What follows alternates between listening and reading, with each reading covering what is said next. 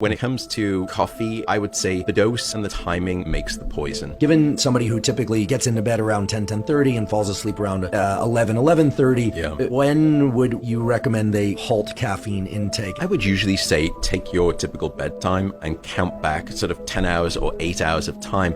That's the time when you should really stop using caffeine. And the reason is because for those people who even just keep drinking up until evening, the depth of their deep sleep is not as deep anymore. There are two consequences. The first is that for me to drop your deep sleep by 30%, I'd have to age you by between 10 to 12 years, or you can just do it every night to yourself with a couple of espressos. The second is that you then wake up the next morning, you think, well, I didn't have problems falling asleep and I didn't have problems staying asleep, but I don't feel particularly restored by my sleep. So now I'm reaching for 3 or 4 cups of coffee the next morning rather than just 2 or 3 cups of coffee. And so goes this dependency cycle.